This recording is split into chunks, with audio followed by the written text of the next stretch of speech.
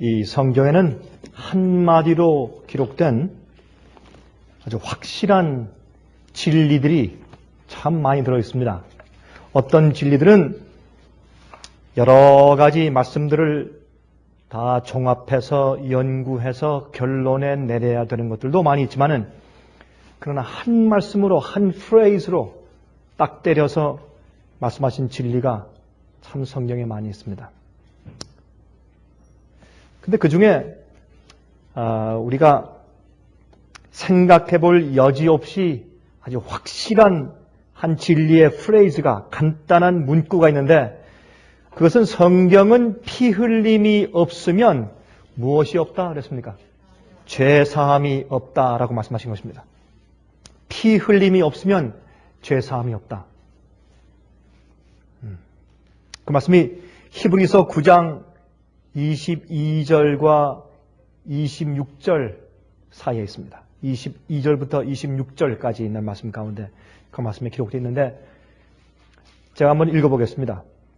율법을 쫓아 거의 모든 물건이 피로써 정결케 되나니 피 흘림이 없은즉 사함이 없느니라.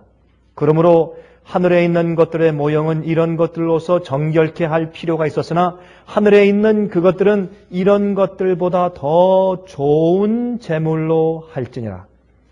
그리스도께서는 참 것의 그림자인 손으로 만든 성소에 들어가지 아니하시고 오직 참 하늘에 들어가사 이제 우리를 위하여 하나님 앞에 나타나시고 대제사장이 해마다 다른 것의 피로써 성소에 들어가는 것 같이 자주 자기를 드리려고 아니하실지니 그리하면 그가 세상을 창조할 때부터 자주 고난을 받았어야 할 것이로되 이제 자기를 단번에 제사로 드려 죄를 없게 하시려고 세상 끝에 나타나셨느니라 그랬습니다.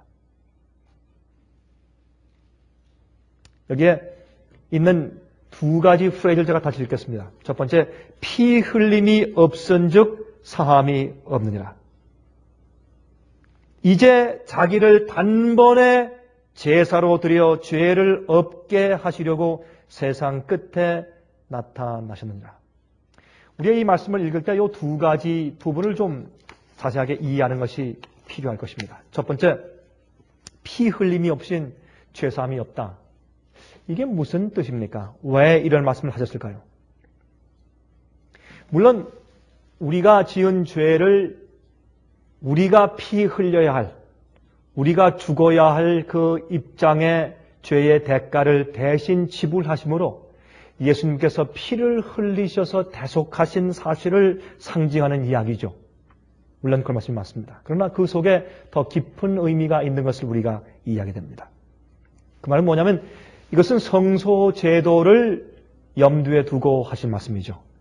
여기 제 히브리서 8장과 9장과 10장은 이 성소 제도를 통해서 더 나은 제물이신 예수 그리스도, 더 나은 피를 흘리신 예수 그리스도, 이렇게 해서 하늘 참 장막에 들어가신 더 나은 대제사장이신 예수 그리스도를 설명하는 것이 히브리서 8장, 9장, 10장이기 때문에 이 히브리 9장에 있는 이 말씀은 성소 제도에 있어서 양을 잡아서 피 흘리는 사건을 통해서만 죄인이 죄를 용서받는다고 하는 것을 여기 물론 설명하는 것입니다. 제일 첫 번째로 우리가 지은 죄를 대신해서 우리가 죄를 짓고 주의 계명을 범했으면 그 주의 계명을 어기고 깨뜨리고 죄를 범한 대가로 반드시 죽어야 합니다.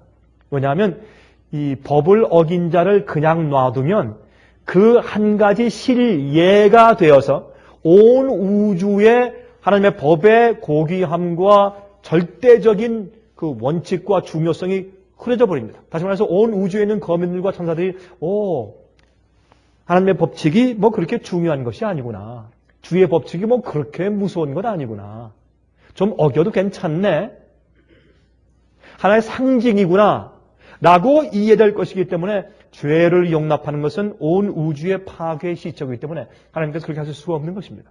그래서 사람이 범죄했을 때 반드시 그 대신 피를 흘려주는 죄가 없는 어떤 분이 또한 인간을 창조하신 하나님께서 율법과 계명을 만드시고 그것을 세우신 하나님께서 대신 피를 흘려주시고 그 죄값을 대속해 주시는 일이 있어야지 죄 사함이 있다는 것을 물론 설명하는 것입니다.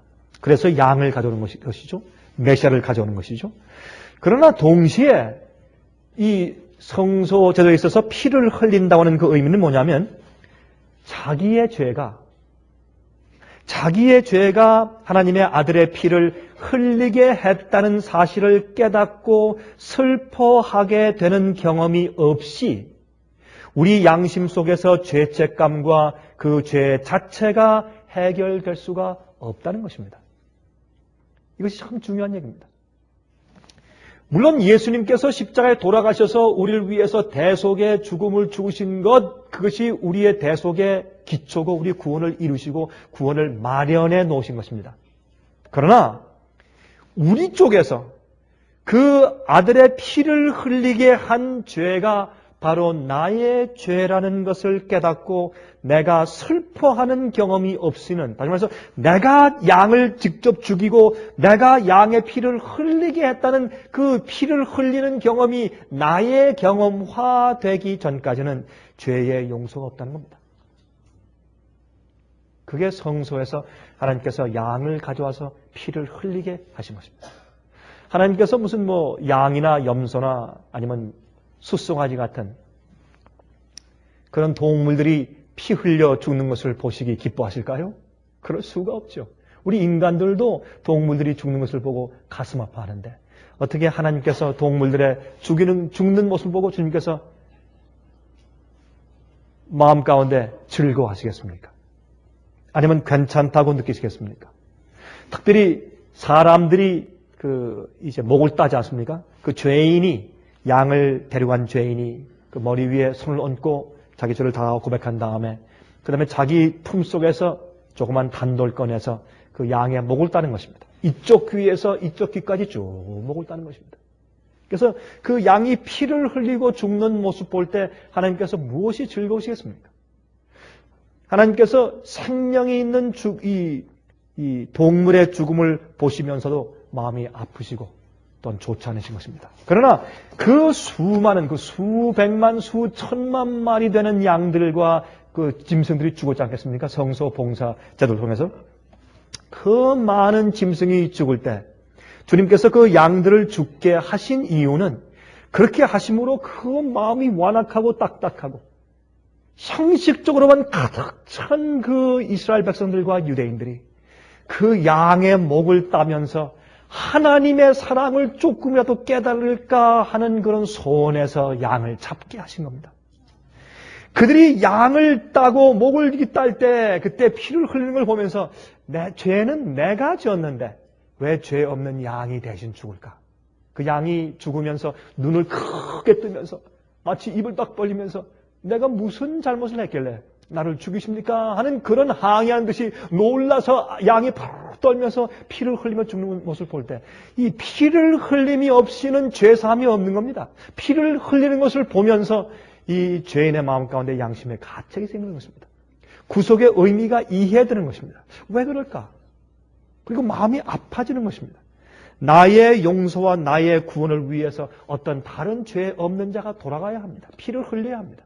그래서 그 피 흘림이 없이는 죄 사함이 없어요. 그 말은 피 흘리는 그 일을 내가 하고 내가 했다고 느끼는 순간에 또 내가 그 일을 자행하는 것을 내가 느낄 때 그때 마음이 아파서 죄 자체에 대한 슬픔이 생기는 것입니다.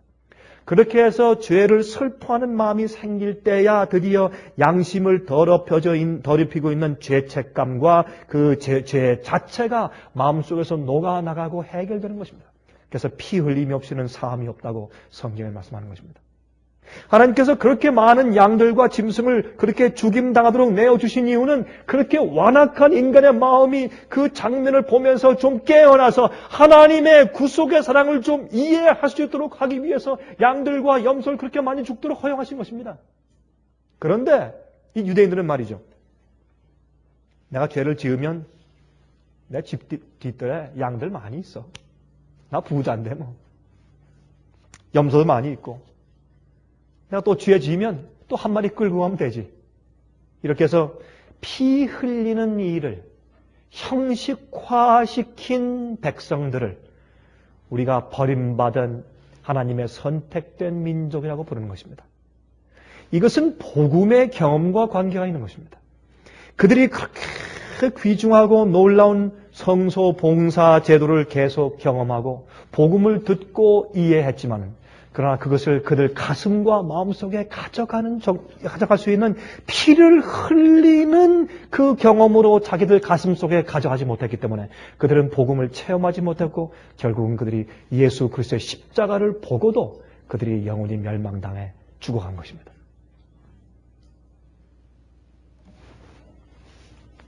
오늘날도 예수님의 십자가를 교회 안에서 우상시하고 있지 않습니까? 내가 죄를 지으면 또 십자가 앞에 나가서 또 무릎 꿇고 회개하고 기도하면 되지 뭐.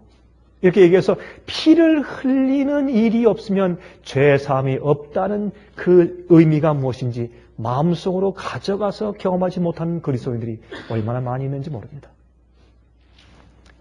그래서 성소가 타락할 때 마치 양을 가져가서 제사하는 그 자체가 그들을 구원하는 것처럼 그들이 느끼게 된 것입니다.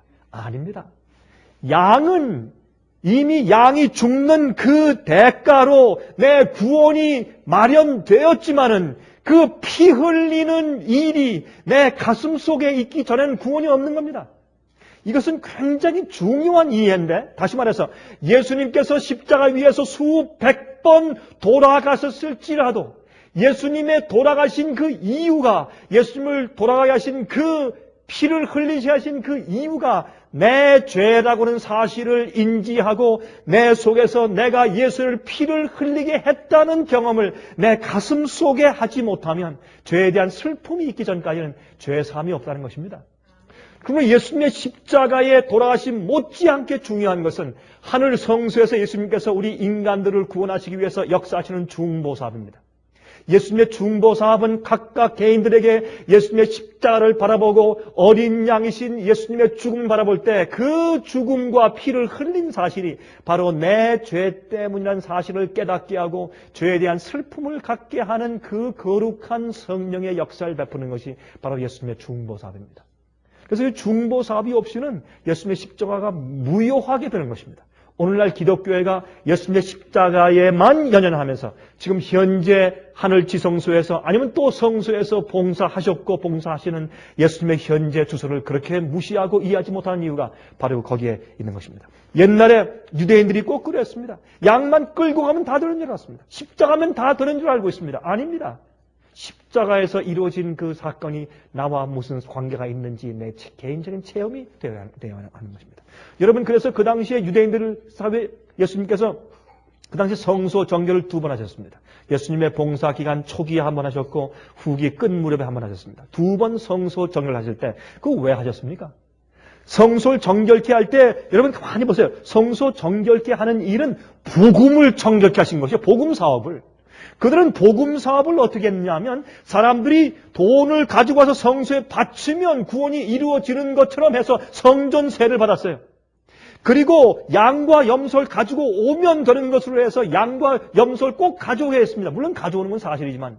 그래서 가져올 때 그 양과 염소를 바친 그 제물 자체가 그들에게 영생을 주는 것으로 이해했습니다. 성경은 그것이 아니라 피 흘림이 없이는 죄사함이 없다고 설명했어요.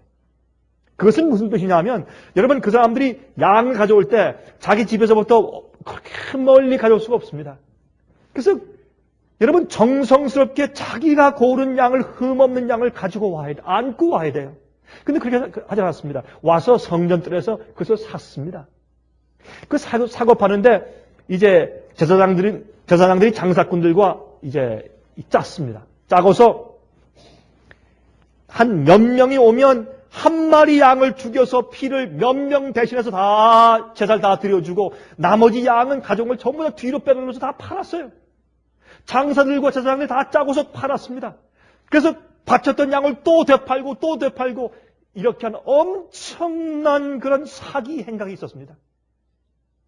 이렇게 해서 동전 떨어지는 딸랑딸랑하는 소리와 양들을 사고 파는 소리와 여러분, 양들을 사고 파는 소리가 전부 다 가짜 복음 이야기들이에요. 그렇게 해서 성전이 참으로 더럽혀지고 시끄럽게 되었을 때 예수님께서 의분을 가지고 채찍을 가지고 서셨습니다. 여러분, 우리 그리스도인들에게 의문이 있어요. 우리 그리스도인들이 가끔 그렇게 생각하죠. 우리 그리스도인들은 절대로 항상 온유하고 항상 점잖고, 물론 맞습니다. 근데 여러분들 2살짜리 어린아이가 있는데, 여러분 시장에 들어갔는데 어떤 사람이 들어가가지고 아무 이유 없어 여러분의 2살짜리 어린아이 갖다 뺨을 칵 때리고서 지나갑니다. 아이가 쓰러져서 막 웁니다. 그때 여러분 이렇게 하실 겁니까? 나는 그리스도니까 절대 조심해야지. 괜찮다 얘야. 조심, 울지 말아라. 참자. 아마 그렇게 할 부모는 없을 거예요. 그때 생기는 것이 의분입니다. 그건 화내는 것이 아닙니다. 그건 의분이에요. 하나님의 마음 가운데는 진노하심이 있어요. 그 진노하시는 것은 우리 인간이 이해하는 종류의 분노가 아닙니다. 그것은 하나님의 자기의 백성들과 자기의 귀한 이 우주 정부가 찬탈당할 때, 자기의 귀한, 자기의 생명 같은 자기의 아들을 십자가에 보내서 구원한 자기의 귀한 자녀들을 마귀가 찬탈하거나 악인이 그들을 함부로 사용할 때 하나님 마음 가운데 의분이 생기는 것입니다. 복음을 어그러뜨리는 그 제사장들 볼 때 예수님께서 의분하셔서 채찍을 손에 들고, 채찍을 사용하지는 않으셨죠. 채찍을 가지고 서셔서 그들 전부 내쫓고 상들을 뒤엎고 전부 나가라 그랬습니다. 피 흘림이 없인 죄삼이 없다고 말합니다. 또 요 절들 가운데 있는 또 2가지 또 하나의 사상이 있는데, 그것은 뭐냐면 죄를 없게 하시려고 세상 끝에 참 하늘 성소에 하나님 앞에 나타나시고, 이것은 중보를 말합니다. 이것은 십자가와 중보가 둘 다 손을 잡고 이 말씀 속에 지금 들어있는 것입니다. 여기에 죄를 없게 하시려고 세상 끝에 참 하늘 성소에 하나님 앞에 나타나시고, 여러분 이게 무슨 말입니까? 여기 세상 끝에 하는 말은, 세상 끝은 우리가 사는 이 세상 말세 그런 뜻은 아닙니다. 여기 세상 끝에 나타나시고 하는 이 말씀은, 이거는 그들이 말할 때, 지금 사도 바울이 말할 때 지금 우리가 살고 있는 이 시대의 그런 뜻이에요. 이거는 무슨 뜻이냐면, 역사가 쭉 흘러오면 현재 우리가 살고 있는 이 시대가 세상 끝 아니에요. 지금 요 흘러내려온 그 역사의 마지막 부분, 현재 우리가 지금 경험하는 이 시대 그런 뜻이에요. 우리의 세상 끝은 지금이지만은 1000년 전 사람들에게 세상 끝은 1000년 전이었어요. 또한 2000년 전 사람들의 세상 끝은 2000년 전 그 시대가 세상 끝이었습니다. 이게 그런 뜻의 의미예요. 원어를 따져보면. 그래서 이게 무슨 말씀이냐면, 예수님께서 단번에 당신의 피를 흘리시고 자기 피를 가지고 하늘 성소에 들어가셔서 이제부터는 구원을 마련하시고 구속을 준비하신 예수님께서 각 개인들에게 그 구원을 이루시게 하기 위해서, 그 구원을 효형 있도록 하기 위해서 주님께서 중보 사업을 시작하시는 것을 말씀하시는 것입니다. 누구 앞에서? 하나님 아버지 앞에서.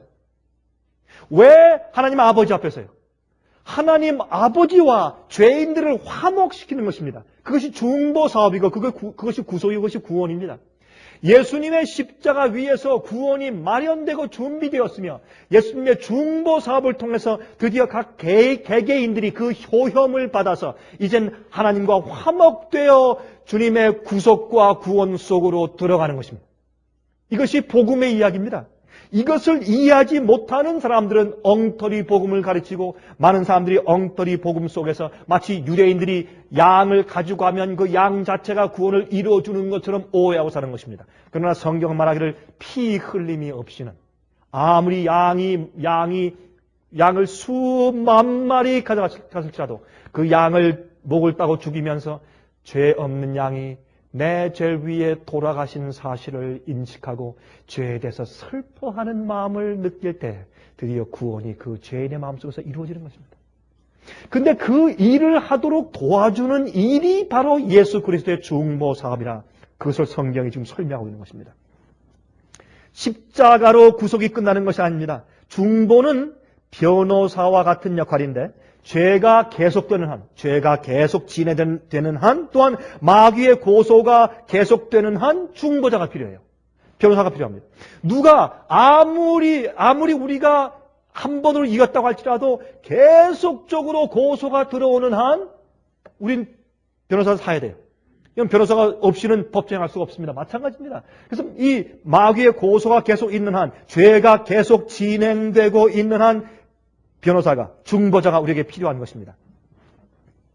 히브리서 4장 15절과 16절에 말씀했습니다. 우리에게 있는 대제사장은 우리 연약함을 체휼하지 아니하는 자가 아니요 모든 일에 우리와 한결같이 시험을 받은 자로되 죄는 없으시니라. 그러므로 우리가 긍휼하심을 받고 때를 따라 돕는 은혜를 얻기 위하여 은혜 보좌 앞에 담대히 나아갈 것이라. 여러분 여기 보니까 그리스도인들이 어떻게 예수님의 십자가의 보혈의 은혜로 구원이 끝났다라는 의미보다 우리가 어떻게 해요? 한결같이 때를 따라 돕는 은혜를 얻기 위해서 은혜 보좌 앞에 담대히 나가라. 언제? 항상. 그러므로 십자가의 보혈로 구원받은 우리를 계속해서 도와주셔야 합니다. 그러므로 구속사업은 현재 진행 중이고 죄의 문제가 해결되고 없어질 때까지 계속되어야 합니다. 여러분 틴데일 씨가 말이죠. 제일 처음에 그 셉튜어딘트, 그러니까 그 헬라 성경이죠. 70인 번역. 그 헬라 성경에서 이 영어 성경을 번역할 때 제일 처음에 히브리 성경이 있다가 그게 헬라 성경으로 번역되었죠. 그게 70인역입니다. 그 헬라 성경에서 번역된 것이 영어 성경이죠. 근데 그 영어 성경으로 번역될 때 제일 처음에 이 킹 제임스 성경이 있기도 이전에 제일 처음 그 앵글로 삭슨 그 옛날 초기 그 영어 그런 초기 영어로 번역된 틴데일 성경 번역을 할 때 그 틴데일 씨가 이 성경의 구속, 하나님과 사람이 화목되는 것, 그 구속에 대한 그 단어를 아무리 찾아봐도 단어를 찾을 수가 없습니다. 그래서 그 단어를 만들었다 그러죠. 그래서 그 구속이라는 영어 단어는 합성어입니다. 그 언어가 영어에 없었기 때문에. 그래서 그 합성어가 우리가 말하는 구속인데 그 구속을 영어로 atonement라고 합니다. 그 atonement는 영어 세 글자를 묶어서 하나로 만든 합성어입니다. at one 하나가 되는 겁니다. 그게 화목입니다. 하나님께 대한 인간의 오해를 풀어주는 겁니다. 그게 십자가 하는 겁니다. 그리고 죄된 마음의 그 반역적인 마음과 죄를 붙잡고 있는 마음을 녹여서 없애주는 겁니다. 그래서 하나님과 죄인 사이를 at one moment 하나로 묶어주는 겁니다. 어디에서? 십자가 위에서. 그게 화목입니다. 그게 atonement입니다. 그래서 at one moment입니다. 그래서 구원 받았다는 의미는 죄인이 하나님과 화목하여 다시 하나가 되었다 그런 뜻이에요. 그게 화목이에요. 그것이 구속이고 그게 구원이에요. 그러므로 여러분 믿음으로 말미암은 의를 어렵게 말할 필요 없이 이것만 이해해도 구원받은 자는 하나님과 하나가 되고 화목한 자예요. 하나님과 하나가 되고 화목한 자는 계명을 범하지 않는 자예요. 연약하여 실수할 수는 있지만은 마음 가운데 반역의 정신이 없는 사람이에요. 죄를 계획하는, 죄를 도모하는 마음이 없는 자가 하나님과 화목된 자입니다. 여러분, 그래서 이것은 성경에서 이해할 때 아주 단순하고 간단한 것을 우리가 알게 됩니다. 고린도후서 5장 18절부터 20절까지 이렇게 말씀되어 있어요. 모든 것이 하나님께로 났나니 저가 그리스도로 말미암아 우리를 자기와 화목하게 하시고 아버지께서 예수님을 통해서 우리를 자기와 화목하게 하시고 또 우리에게 화목하게 하는 직책을 주셨으니 이는 하나님께서 그리스도 안에 계시사 세상을 자기와 화목하게 하시며 저희의 죄를 저희에게 돌리지 아니하시고 화목하게 하는 말씀을 우리에게 부탁하셨느니라. 하나님께서 우리를 부르시고 먼저 우리가 하나님 아버지와 화목된 것은 우리가 나아가서 화목해 하는 말씀을 전하여서 다른 사람도 하나님께 화목해 하기 위해서 우리를 부르셨다. 그렇게 말씀하세요. 그것이 복음 사업이에요.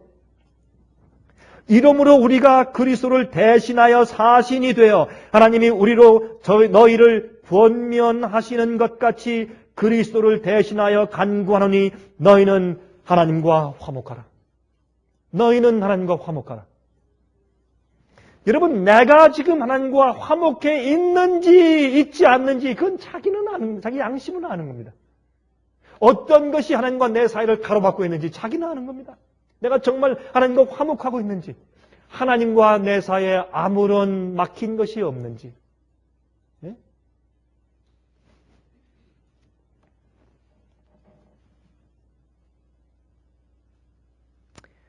영어 찬송 가운데 그런 찬송이 있습니다. Nothing between me and my Savior. Nothing between me and my Savior. 나와 내 구주 사이에 아무것도 없네. 나와 내 구주 사이에 아무것도 없네. 하나님과 자기 사이에 아무것도 없이 화목된 자는 자기 양심이 아는 겁니다. 여러분, 우리가 그리스도 안에서 살아갈 때 무엇이 하나님과 내 사이를 막고 있는지 자기가 아는 것입니다. 에베소 2장 16절에 말했습니다. 또 십자가로 이 둘을 한 몸으로 하나님과 화목하게 하려 하심이라. 이것이 중보사업이에요. 주님께서 우리를 하나님 아버지와 하나가 되게 하시는 것입니다. 하나님과 내 사이에 끼어있는 우상과 죄와 내가 회개치 않고 버리지 않은 죄악들이 끼어있으면 그 사람은 사실은 하나님과 화목된 자가 아닙니다. 마귀의 증인입니다. 근데 여기 성경을 보면 그리스도인들 중에서 하나님과 화목되지 못한 자들이 많이 있다고 설명합니다. 예수를 믿습니다. 찬송을 부리고 기도합니다. 그러나 하나님과 화목됨이 없이 그렇게 사는 자들이 많이 있다 라고 말씀하는 것이 바울의 아픈 얘기들입니다. 그 말씀 많이 당신의 편지서 가운데 말씀하는 것을 봅니다. 어떤 때는 보면 너희가 예수 그리스도의 십자가의 원수로 살고 있다 그렇게 말씀했습니다. 여러분, 십자가는 죄인의 마음속에 있는 반역의 마음을 녹여내고 하나님께 대한 오해를 풀어주어야 합니다. 우리가 하나님을 섬길 때 두려운 마음을 가지고 섬길 수가 없기 때문에 그렇습니다. 여러분, 고린도전서 3장 3절에 이런 말씀이 있어요. 너희가 아직 육신에 속한 자로다. 너희 가운데 시기와 분쟁이 있으니 어찌 육신에 속하여 사람을 따라 행함이 아니리요. 다시 말해서 우리가 육신에 속해 있을 때, 육신이 내 속에서 나를 주장할 때 우리는 하나님과 화목한 자가 아니라 그렇게 말씀합니다. 이 얘기는 교인들에게 한 얘기입니다. 믿지 않는 자들에게 한 얘기가 아니에요. 또 로마서 5장 10절과 11절에 다음과 같이 말씀했어요. 곧 우리가 원수 되었을 때 그 아들의 죽으심으로 말미암아 하나님으로 더불어 화목되었은즉 화목된 자로서는 더욱 그의 살으심을 인하여 구원을 얻을 것이니라. 이뿐 아니라 이제 우리로 화목을 얻게 하신 우리 주 예수 그리스도로 말미암아 하나님 안에서 또한 즐거워하느니라. 그러므로 예수님의 십자가는 우리의 구원을 마련하고 준비해 놓으셨습니다. 그러면 예수님의 중보사업은 우리처럼 연약한 육체를 가지고 이 땅에 오셔서 사시고 우리와 똑같은 시험과 유혹을 받아보시고 승리하고 죄를 짓지 않으신 경험을 했기 때문에 우리의 처지를 아시는 것입니다. 우리를 이해하시는 것입니다. 우리를 어떻게 도와줄 줄을 아시는 것입니다. 그 중보자께서 하늘에서 우리를 위해서 기도하시고 필요할 때마다 계속해서 은혜와 능력을 베푸세요. 간구하지 않는 자에게 주님께서 강요해서 하늘로 데려갈 수가 없습니다. 강요해서 은혜를 베풀 수가 없습니다. 그러나 간구할 때, 그래서 중보자예요. 여러분, 중보에 하는 기도는 대제사장은 말이죠. 반드시 보면 그 손에 무엇을 들고 있습니까? 뭘 들고 있어요? 향로를 들고 있어요. 근데 그 향로 들고 있는 향로 속에 여러분 요한계시록 8장을 보시면 그 향로 속에 무엇을 그 안에 담고 있다고 설명합니까? 성도들의 기도들이 그 안에 담겨 있다고 설명해요.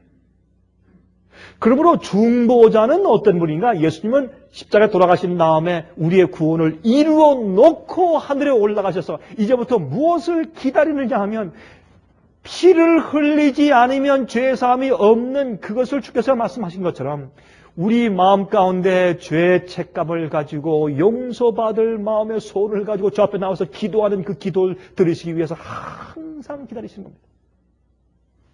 주님께서 이모저모로 이런 환경, 저런 환경, 이런 책, 저런 테이프, 저런 사람 만나게 하시고, 이런 어려움 당하게 하셔서 이모저모로 죄인들을 이리로 옮겨보고, 저리로 옮겨보고, 이런 입장에 가게 하고, 주님께서 계속 역사에서 그 양을 몰아서 꼭 그가 주 앞에 기도할 수밖에 없는 처지에 오도록 주님께서 그들을 계속 인도하시다가 그 죄인의 입에서 입이 열려 주 앞에 기도하면 주님께서 얼른 그 기도를 받아서 그 죄인에게 필요한 은혜를 베푸시는 것입니다. 계속 베풀어서 그럴 때는 이렇게 하면 되고 이럴 때는 이렇게 하면 되고 그의 마음 가운데 마음을 더 강력하게 해주고 또한 마음에 감동을 끼쳐주고 마음에 후회하는 마음을 갖게 하고 다시는 그 죄를 짓고 싶지 않은 증오심을 갖게 하는 모든 것들을 성령의 은혜를 통해서 다 베풀어서 주시는 그 역사가 바로 중보입니다. 중보는 우리의 죄를 용서한다고 하는 그 직책뿐만 아니라 우리가 그 죄에 더 이상 빠지지 않고 하나님 아버지에 대한 오해가 풀리고 하나님과 화목되어서 하나 되게 하기 위해서 역사하는 모든 역사를 통틀어서 중보라고 말하는 것입니다. 그래서 우리가 화목된 자로서는 우리가 주님의 죽으심과 합해서 화목하게 되었으니 이젠 더욱 그의 살으심을 인해서 구원을 얻을 것이라. 항상 우리가 하나님과 화목된 자로서 즐거움 가운데 살아야 합니다. 구원의 즐거움, 용서의 기쁨이 없이는 구원의 즐거움이 없습니다. 화목은 하나님과 원수가 되는 일을 그치게 하는 것이에요. 하나님과 진정으로 화목되어 있지 않은 그리스도인들은 마귀가 하나님의 구속의 역사, 즉 십자가의 역사를 아무런 효용이 없는 것으로 만드는 증인들이 되는 것입니다. 우리가 하나님과 화목되어 있지 않으면, 잘 들으세요. 저 밖에 나가서 우리가 술 주정뱅이를 보는 것보다, 마약 중독자를 보는 것보다, 그들이 마귀의 좋은 증인 되는 것보다, 교회에서 멋진 옷을 입고 깨끗하게 하고 나와서 찬송하고 기도하지만은, 그러나 그 생애와 그들 마음 가운데 아직까지 죄를 정리한 경험이 없고 죄를 포기한 경험이 없고 우상을 가득 가지고서 아직도 하나님과 화목되지 아니한 죄인들이 교회에 있으면 바로 그 그리스도인들이 마귀의 논리가 옳다고 증거하는 가장 강력한 증인이 된다고 말입니다. 주정뱅이가 아니에요. 하나님과 화목되지 않으면서도 화목된 것처럼 살고 있는 그리스도인처럼 강력한 마귀의 증인은 없다고 말이에요. 사실은 성경이 말하는 것은. 그래서 마귀는 현재 예수님의 하늘 성소의 중보 사업을 효용이 없게 만들고 구속의 역사를 아무런 효용이 없게 만드는 것이 마귀의 역사인데 그것은 구원을 얻었다고 믿으면서 내 마음 가운데 진심으로 하나님과 화목된 경험이 없는 그런 입장에서 서게 하는 것이 마귀 역사인 것입니다. 자, 지금까지 말씀드린 것은 우리가 다 아는 얘기죠. 이건 다 아주 기본적으로 다 아는 얘기고 그래야 합니다. 근데 문제는 어디냐면 알지만 그게 안 된다는 데 문제가 있습니다. 구원 얻기보다 구원을 얻은 구원을 지키는 것이 더 어렵죠. 그렇죠? 여기에 문제점이 있어요. 그래서 보면 하나님의 계획 가운데서 대속죄의 역사가 있어요. 주님의 계획 가운데 대속죄의 역사가 있어요. 여러분 믿는 자들의 생애에서 죄가 계속되기만 하면 누가 승리합니까? 마귀가 승리해요. 그래서 그것을 우리가 이길 수 있도록 하기 위해 주님께서 계속 중보하신 다음에 맨 마지막에 대속죄의 역사에서는 무엇을 확인하시냐 하면 그리스도의 생애 가운데서 죄가 끝났다. 죄가 계속되는 것이 끝났으며 하나님과 분리됐던 죄인들이 하나님과 다시 완전히 화목되었다는 것을 증명하시는 날이 대속죄예요. 그 심판이에요. 심판, 기록장을 펴서 심판을 통해서 그것을 마귀 앞에 증명하시는 것입니다. 누굴 통해서? 그렇게 화목의 경험 가운데 들어가 있는 의인들, 그리스도인들 통해서 산 증인으로 보이시는 겁니다. 그게 대속죄의 이야기예요. 여러분 재밌는 것은 레위기서 16장 30절과 31절에 다음과 같이 말씀하고 있어요. 이 날에, 이것은 대속죄일에 대한 얘기죠. 이 날에 너희를 위하여 속죄하여 너희로 정결케 하리니 너희 모든 죄에서 너희가 여호와 앞에 정결하리라. 이는 너희에게 큰 안식일인즉 너희는 스스로 괴롭게 할지니 영원히 지킬 주례라 하겠습니다. 다시 말해서 이 대속죄일을 큰 안식일 그렇게 불렀어요. 왜 그렇게 불렀을까요? 너희가 모든 죄에서 여호와 앞에 정결케 될 것이라. 주님께서 그들의 죄를 기록책에서 지우시는 것은 그들이 하나님과 완전히 화목되어서 죄에 대한 반역의 정신이 그들 생애와 마음 가운데 더 이상 없어요. 주님께서 그것을 마귀 앞에 딱 증명해 보이신 다음에 그것을 다 정결케 하면 그들 마음 가운데 큰 안식이 있어요. 큰 쉼이 있어요. 죄의 노예에서의 쉼도 쉼이지만 하나님의 우리를 죄의 속박에서 건져내시고 해방시키시는 큰 주님의 창조의 능력 속에서 쉬는 큰 안식이 있어요. 그 큰 쉼이 있어요. 큰 안식이라 말했어요. 그런데 한번 들어보세요. 재밌는데 이 말씀에 대한 어휘를 갖다가 뒤에 어디에서 쓰고 있는가 보세요. 요한계시록 14장 11절과 12절에 세 번째 천사가 내려와서 짐승의 표를 받지 말라고 말씀하신 그 말씀 가운데 11절과 12절에 요한계시록 14장에 이렇게 말씀되어 있어요. 짐승과 그의 우상에게 경배하고 그 이름의 표를 받는 자는 누구든지 밤낮 쉼을 얻지 못하리라. 이게 뭐예요? 자기 속에서 죄의 문제를 해결치 못한 자들이에요. 하나님과 화목하지 못한 자들이에요. 십자가를 알지만 십자가의 효험을 받지 못해서 피를 흘려서 죄사함 받는 개인적인 가슴에서 우러나는 그런 용서의 경험을 하지 못한 사람들이에요. 그 사람들에겐 밤낮 쉼이 없어요. 그 사람들이 짐승의 표를 받는 것이에요. 짐승의 표는 마귀의 표예요. 마귀의 증이 되었다고 말이에요. 죄가 그것 속에서 계속 진행형이기 때문에 마귀의 증인이에요. 보라, 하나님께서 당신의 구속사업으로 인간을 구속하는데 효임이 없다는 것이 마귀의 말이 증명되는 사람이 그들의 생애예요. 그들 속에 밤낮 쉼이 없어요. 그것이 11절인데 12절에 붙여서 설명하기를 성도들의 여기 있나가 여기 있나니 저희는 하나님의 계명과 예수 믿음을 지키는 자니라. 예수님의 품성과 예수의 믿음과 예수님의 순종하는 그 품성을 가지고 아버지의 뜻대로 살기 때문에 그들 속엔 큰 안식이 있어요. 죄로부터의 쉼이 있어요. 마귀의 속박으로부터 쉰 사람들이에요. 하나님의 능력 안에서 쉬는 것이에요. 큰 안식을 경험하는 사람들이에요. 이게. 여러분 로마서 1장 16절과 17절에는 복음에 대해서 설명하는데 이같이 설명하죠. 내가 복음을 부끄러워하지 아니하노니 이 복음은 모든 믿는 자에게 구원을 주시는 하나님의 능력이 됨이라. 첫째는 유대인에게요 또한 헬라인에게로다. 복음에는 하나님의 의가 나타나서 믿음으로 믿음에 이르게 하나니. 이게 무슨 말이에요? 점점 점진적에서 말하는 것이죠.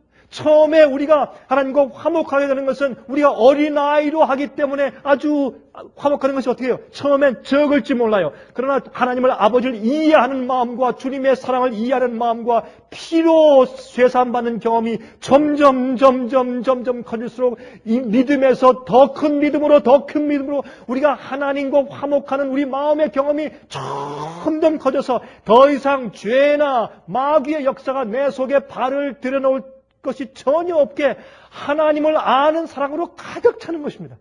그게 사랑으로 역사하는 믿음이에요. 믿음에서 믿음으로 이르게 하나니 기록된 바 오직 의인은 믿음으로 말미암아 살리라 한 것 같으니라. 그래서 믿음으로 우리 마음의 믿음의 의의 경험이 점점 커지고 높이 올라가는 것입니다. 점점 더 계속적으로 하나님과 점점 더 크게 더 화목되어 나가는 경험을 말하는데 그래서 성경은 사랑으로 역사하는 믿음 그렇게 말했어요. 자, 우리 사실을 조금 더 이제부터는 제가 예증을 좀 들어가면서 좀 설명을 좀 이제 드리려고 합니다. 이제부터는. 그러면 우리가 무엇이 우리를 하나님과 화목하게 만드냐 말입니다. 무엇이? 심판의 두려움이 우리가 하나님과 화목하게 만들까요? 아닙니다. 보상 심리가요? 아닙니다. 두려워서 드리는 순종은 그 동기가 이기적입니다. 심판과 예수님의 재림이 없다고 할지라도 하나님을 따라가며 순종할 수 있게 되어야 합니다. 여러분 이해하시죠? 무슨 말인지. 예수님의 재림이 없다. 심판도 없다. 그럴지라도 우리가 주님의 뜻대로 사랑하며 뜻대로 살아갈 수가 있어야 합니다. 그것이 참된 믿음입니다. 심판이 없다. 예수님의 재림이 없을 것이다. 그렇게 됐을 때 그러면 뭐 나 꼭 그렇게 할 필요가 뭐가 있어. 대부분 이렇게 되는 겁니다. 그래서 우리가 어린 아이의 믿음에서 점점 높이 올라가는 것입니다. 제일 처음엔 엄마 아빠의 회초리 때문에 순종하던 어린아이가 점점 장성하면서 나중에 눈물이 글썽하면서 엄마 아버지가 그렇게 자기를 교육시켜 준 것 때문에 감사해서 그것이 의롭기 때문에, 그것이 옳기 때문에, 그것이 정의이기 때문에, 그것이 표준이기 때문에, 그것이 원칙이기 때문에, 그렇게 해야 되기 때문에, 또 어머니 아버지의 말씀이 옳기 때문에, 어머니 아버지를 사랑하기 때문에 그렇게 해나가는 것이 그것이 장성한 믿음인 겁니다. 여러분 이 우스운 이야기만 한번 좀 해보십시다. 결혼하는 신부가 왜 결혼을 합니까? 아마 이렇게 설문지를 돌릴 때 신부들이 이렇게 답변했다고 좀 가정해 보십시다.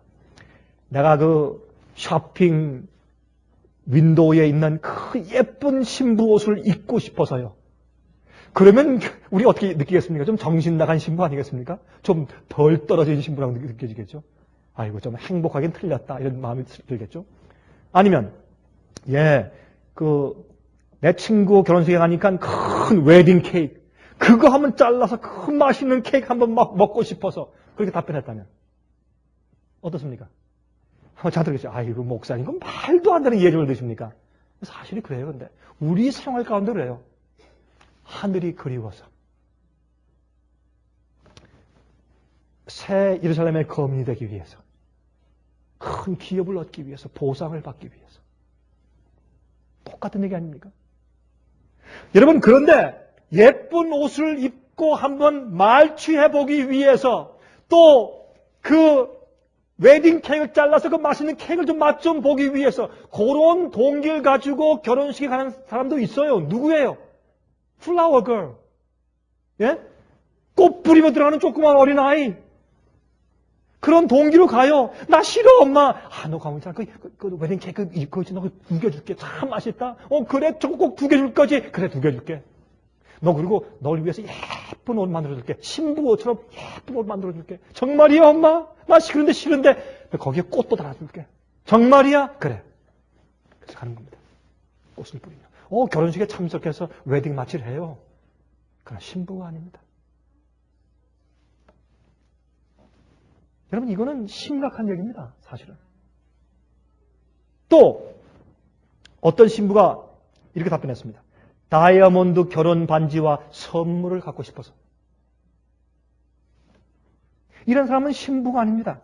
그것은 어린 아이 쪽에 하는 이야기죠. 왜 결혼합니까? 신랑을 사랑하니까. 그와 함께 살고 싶어서. 그가 세상 어디로 가든지 따라가고 싶으니까. 어린 양이 어디로 가든지 따라가는 자들이다. 이게 신부 아닙니까? 그래서 오늘날 세상의 복음과 복음에 대한 경험이 얼마나 잘못 곡해되어 있는지 이렇게만 생각해도 우리가 알 수가 있어요. 얼마나 많은 사람들이 두려움의 동기에서 따르고 있으며 또한 보상의 심리에서 주님을 따르고 있습니까? 그래서 그들은 실제로 하나님과 화목되는 경험이 있을 수가 없습니다. 그는 마음과 마음이 하나님과 통할 수가 없는 것입니다. 그래서 그들은 사실은 어떤 의미에서 신앙생활이 굉장히 힘든 겁니다. 다리를 질질 끌고 따라가고 있는 것입니다. 그러나 여기에 참된 동기가 나오는데 그것은 고린도후서 5장 13절부터 15절까지 말합니다. 한번 들어보세요. 이건 바울이 말합니다. 우리가 만일 미쳤어도 하나님을 위한 것이요. 만일 정신이 온전하여도 너희를 위한 것이니 그리스도의 사랑이 우리를 강권하시는도다. 우리가 생각컨대 한 사람이 모든 사람을 대신하여 죽었은즉 모든 사람이 죽은 것이라. 저가 모든 사람을 대신하여 죽으심은 산자로 하여금 다시는 저희 자신을 위하여 살지 않고 오직 저희를 대신하여 죽었다가 다시 사신 자를 위하여 살게 하려 하심이라. 얼마나 하나님과 화목되었으면 더 이상 사는 것이 날 위해 사는 것이 아니에요. 하나님만 위해 사는 것이에요. 거기에 아까운 것이 무엇이 있고 희생하지 못할 것이 무엇이 있으며 하지 못할 것이 무엇이 있어요. 이것이 우리의 의의 행위가 되어야 돼요.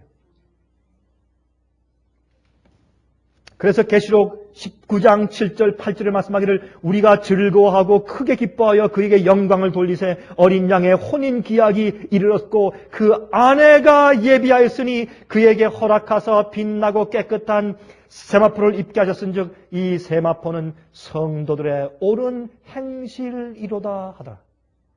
그들 마음이 하나님과 화목되어서 그들이 하는 일들은 하나님께서 그들 마음 가운데 성령을 얻어주신 충동을 그저 이행해 나가는 것입니다. 성도들의 옳은 행위로 옷을 입었어요. 하나님과 화목된 자들이에요. 하나님을 향한 사랑의 동기가 화목을 이루고 구속을 만드는 것입니다. 하나님과 하나를 at one moment예요. 한 군데 만나 모여서 하나 되는 겁니다. 십자가 위에서 하나님과 인간이 만나서 거기서 하나가 되는 겁니다. 하나님이 세상을 이처럼 사랑하사 독생을 주셨어요. 아버지가 어떤 분인지 우리가 조금씩 눈을 떠서 이해하기 시작하는 것입니다. 죄와의 투쟁의 승리는 사랑의 힘으로만 가능합니다. 그래서 십자가를 높이셨어요. 예수님께서 이 땅에 오셔서 돌아가시는 방법이 많이 있어요. 그러나 구태여 그렇게 끔찍한 십자가의 죽음을 택하셔서 그렇게 죽으시고 십자가에 들리신 것은 모든 사람을 하나님께로 이끌어서 화목케 하시기 위해서, 이끄시기 위해서. 여러분 과거에요. 오기로 순교당한 사람들이 많이 있었을 겁니다. 여러분 정말 생각해요. 저기 수백만 명, 5천만 명 이상의 순교자들이 중세기에 있었다 그래요. 근데 그 사람들 가운데서 오기로 순교당한 사람들이 많이 있었을 것입니다. 그래서 고린도전서 13장 3절에 말씀하기를 내가 내게 있는 모든 것을 구제하고 또 내 몸을 불사르게 내어 줄지라도 순교당할지라도 사랑이 없으면 내게 아무 유익이 없느니라 그랬습니다. 소용이 없는 것입니다. 제가 볼 땐 순교당한 사람들 가운데서 부활에 참여하지 못한 사람들 많이 있을 것입니다. 왜? 잘못된 품성을 가지고 오기로 순교를 당했기 때문에. 여러분, 저는요, 이 스데반 그 경험을 읽을 때마다 자 그런 생각을 좀 합니다. 어떻게 스데반이 죽을 때 그의 얼굴이 천사의 얼굴처럼 되었을까? 물론 그의 얼굴이 환하게 빛났다 하는 그런 표현도 되지만은 여러분 천사들은 사랑하는 마음으로 예수님과 하나님을 섬기는 사람들입니다. 그들 마음 가운데 억지로 함이나 아니면 두려움에서 하는 동기가 전혀 없습니다. 그게 천사입니다. 천사의 마음속엔 말이죠. 어떤 보상심리나 두려움에서 하나님을 섬기는 것이 없잖아요.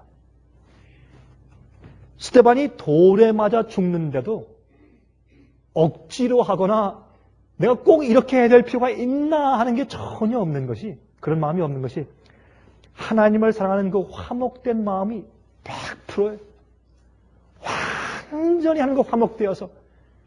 여러분, 사랑에는요, 내가 이렇게 해주니까 너 이렇게 해줘. 이게 없습니다. 그렇죠? 그거 있으면 온전한 사랑이 아니에요. 온전한 사랑은 그거까지도 없어져야 온전한 사랑입니다. 그래서 온전한 사랑, 이 사랑 가운데서 세 가지가 나오지 않습니까? 아가페, 그 다음에 필레오, 그 다음에 에로스. 이 세 가지 사랑이에요. 아가페가 조건 없는 사랑이에요. 내가 너한테 이렇게 해주는데, 그러니까 너도 나한테 이렇게 해줘야 돼? 그게 아닙니다. 그냥. 스데반의 마음 가운데 그 아가파의 사랑에 있는 천사의 품성이 만들어졌기 때문에 하나님과 완전히 화목했기 때문에 막 얼굴이 천사의 것처럼 빛났어요. 그게 그냥 상징이 아니에요. 실제 우리가 그런 빛나는 얼굴 가지고 앞으로 살 것이기 때문에. 바울, 사도 바울이요. 사람들이 막 돌에 그냥 진 얘기인 거죠. 그냥 뭐 바울이요, 좀 조심하셔. 내가 요 돌은 좀 아플 겁니다. 요건 아까 건 좀 작았는데 요건 좀 빼줄 거니까 좀 조심하셔. 눈 좀 질끈 감으시오. 뭐 이렇게 했겠어요? 그냥 이를 갈면서 야수처럼 달려들어서 그냥 사정없이 막 진 이기는 거죠. 이렇게 돌을 칠 때. 그것도 가장 아프게 생긴 큰 돌만 이렇게 골라가지고 했겠죠. 그때 정말 피투성이 돼서 쓰러진 그 사도 바울. 그래서 그리스도인들이 와서 죽은 줄 알고 끌고 가서 장사 지내려고 이 오픈 캐스켓도 못 하겠죠. 그럴 때 그렇죠. 예, 장사 지내려고 이제 땅을 파고서 장사 지내려고 하는데 벌떡 일어나더니 옷을 털털 털고 일어나서 가는 거예요. 이건 부활의 경험이요. 이건 기적의 경험이요. 그때 거기에 서 있던 그리스도인들이 참 기가 막히니까 자, 이젠 당신 쉴 때도 됐어. 당신 이렇게 고생 많이 하고 그렇게 많이 매를 맞고 파선당하고 굶주리고 옥에 갇히고 뒤에 채찍을 맞고 이젠 돌에까지 맞아 죽임당할 것 같은 그런 경험까지 하고 이젠 좀 쉴 때가 되었어요. 이젠 저기 지중해 편에 우리가 헌금을 좀 걸어서 줄 테니까 저기 지중해 안에 가서 조그만 오두막집 별장 좀 짓고 이제 남은 여생 동안 좀 편하게 쉬시오. 좀 백개신 좀 하시고 좀 은퇴하시오. 그래서 사도 바울이 겉옷을 다시 걸쳐 입고 또 가는 겁니다. 사도 바울이 어딜 가십니까? 내가 복음 전하러 가야지. 내가 어디 갑니까? 복음 전하러 가야지. 어디 갑니까? 가기는. 내가 말씀 전하러 가야지. 이제 좀 쉴 때가 됐지 않겠습니까? 사도 바울은 그리스도의 사랑이 나를 강권하신도다. 그것도 갔어요. 이게 복음의 경험이고, 이런 마음의 경험을 가지면은, 이거 하지 말라, 저거 하지 말라, 이렇게 따지는 게 맞느냐, 무슨 계명 순종, 이런 마음이 생기잖아요. 내가 이거 전부 다 바치라 그러느냐, 이런 불평이 있을 수가 없어요. 인색한 마음이 들어올 수가 없어요. 윈 형제가 있습니다. 한문으로 구루 문자인데 원래 이 한문으로 중국 이름은 리우찌닝 목사인데 이 윈 형제라고 이제 별명인데 이 사람은 1980년대 중국의 지하교회 운동을 열심히 한 사람 가운데 한 사람인 것 같습니다. 제가 최근에 이제 그 책을 좀 얻어가지고 좀 쭉 읽어보니까 이 삼작교회, 오픈처치, 이 국가에서 인정하는 교회가 되게 싫다고 반대하고 공개적으로 반대했어요. 그래서 제가 볼 땐 이분이 그냥 조용히 이렇게 몰래 숨어 다니는 사는 것보다 공개적으로 지도자들한테도 막 가서 항변하고 막 이런 아주 대담한 그런 일들을 했어요. 그렇게 하면서 이제 핍박을 당한 사람인데 제가 이 책을 좀 보니까 핍박을 당해도 어마어마하게 당했어요. 이해가 안 될 정도로 당했는데 1980년대에 2번 이제 감옥에 들어갔는데 들어가서 말이죠. 이 인분과 소변이 가득 있는 곳에 막 기어가게 하고 죄수들이 다 모여서 그들 위에 막 오줌을 갈기게 하고 맞고 전기봉을 입에 대가지고 까무라치게 하는 일을 계속하고 다리를 매질 다리를 이겨버리고 나중에 이 바늘로 막 그 대바늘로 이 손톱 밑에를 갖다 찔러 이렇게. 그 고통이 제일 힘든 고통이었다. 하여튼 이름 말할 수 없는 그런 아주 엄청난 고통을 당했어요. 이 감옥에서. 근데 제가 그 그분이 74일 동안 금식을 했어요. 이게 기적이에요. 74일 동안. 지금 이제 도망 나와서 지금 이제 캐나다에 있는데 전 그 사람의 이런 경험담도 참 가슴이 아리고 가슴 아프고 감동이 되었지만 그것보다 제 마음을 가장 감동시킨 장면이 이것이에요. 그가 4년 동안 그 모진 우리가 상상할 수 없는 그런 고통을 감옥에서 당하고서 나와서 이제 그 집으로 가는데 감옥에서 지금 보내줬기 때문에 집으로 가는데 가면서 밤에 자정이 지났는데 집이 저 앞에 보여요. 집을 보는데 그 앞에서 그는 이렇게 생각을 했어요. 우리 집이 보였다. 나는 잠시 걸음을 멈추고 그 순간을 음미해 보았다. 꿈만 같았다. 지난 4년 동안 헤아릴 수 없는 많은 일을 겪었지만 하나님은 신실하셨다. 몸서리치는 고문을 당했지만 하나님은 신실하셨다. 재판관 앞으로 법정으로 끌려다녔지만 하나님은 신실하셨다. 줄이고 목말랐고 탈진으로 혼절하기도 했지만 하나님은 신실하셨다. 이 모든 과정에서 하나님은 항상 신실하셨고 나를 사랑하셨다. 그분께서는 한 번도 나를 버리거나 저버리지 않으셨다. 그분의 은혜는 언제나 내게 족했으며 나의 모든 필요를 채우는 데 부족함이 없었다. 나는 예수님으로 인해 감옥에서 고난을 겪지 않았다. 그렇다. 이 대목이 제 마음에 제일 감동을 주었어요. 그렇다. 나는 예수님과 함께 있었으며 참으로 그분의 임재하심과 기쁨과 평강을 매일같이 생생하게 체험했다. 복음을 위해 감옥에 갇힌 사람들은 고난을 고난이라 여기지 않는다. 고난이라고 여기는 사람은 하나님의 친밀한 현존을, 현재 존재를 전혀 경험하지 못한 사람들이다. 그 뒤에 또한 이 사람이 가서 이제 이 가정교회, 지학교회 사역자들을 교육시킬 때 그들이 이렇게 이제 얘기를 해요. 여러분은 돈도 없이 집에서 멀리 떠나게 됩니다. 여러분이 가장 두려워하는 것은 무엇입니까? 그때 헌신하는 사역자들이 이렇게 말을 한대요. 저희는 굶주리거나 얻어맞는 것을 겁내지 않습니다. 복음을 위해서는 기꺼이 죽을 각오가 되어 있습니다. 저희가 가장 두려워하는 것은 하나님과 동행하지 않는 삶입니다. 하나님이 매일 저희와 함께 하시도록 기도해 주십시오. 이게 하나님과 화목한 사람들입니다. 그런 한 번은 이제 감옥에서 나와서 생활하면서 이 하나님의 사업에 목회하는 일에 너무 열심히 하다가 주님과 화목하고 주님과 교제하는 일을 조금 등한시했어요. 그때 그가 이렇게 회개하는 말을 합니다. 들어보세요. 동역자들도 내게 집에 머무르지 말라고 이야기했지만 그들의 권고 역시 귀담아 듣지 않았다. 순결한 마음으로 하나님을 섬기지도 않았다. 이것이 내가 실패한 근본 원인이었다. 지치고 혹사당한 나의 마음은 뒷걸음질까지 쳤다. 사역이, 목회 사업이 우상이 되어버렸다. 하나님을 향한 사랑보다는 하나님을 위한 일이 우선시 되었다. 물론 나는 여전히 매일 새벽 5시에 일어나 다른 교회 지도자들과 함께 기도했고 하루도 거르지 않고 성경을 읽었다. 그러나 그것은 예수님과의 친밀한 관계에서 비롯되는 자원하는 심정에 의한 것이 아니라 의무감과 타당성에 젖은 행동이었다. 나는 주님과 아내와 동역자들에게 불순종하고 무례를 범했기에 두 번째로 감옥에 갇히게 되었다. 주님은 사역으로 탈진해 있는 나를 보시고 당분간 철장에 들어가 당신의 품에서 휴식을 취하면서 내면의 영적 생활을 가다듬도록 은혜를 배려해 주신 것이었다. 나는 주의 종들에게 내가 범했던 것과 같은 오류에 빠져들지 않도록 언제나 마음을 낮추어 조심하기를 간곡히 권고한다. 주 하나님은 질투를 하실 정도로 우리를 그리워하시는 분이다. 그분은 우리 영혼들의 연인이시다. 만약 우리가 예수님과의 관계보다 우선시하는 것이 있다면 그것이 그분을 위한 일이라 할지라도 우리는 올무에 걸리게 되는 것이다. 주의 종들이 탈진 상태에 있다면 즉시 멈춰야 된다. 쉬어야 한다. 그들의 램프는 끊임없이 하나님의 기름으로 채워져야 한다. 그렇지 않으면 등불은 꺼지고 말 것이다. 그렇게 말했습니다.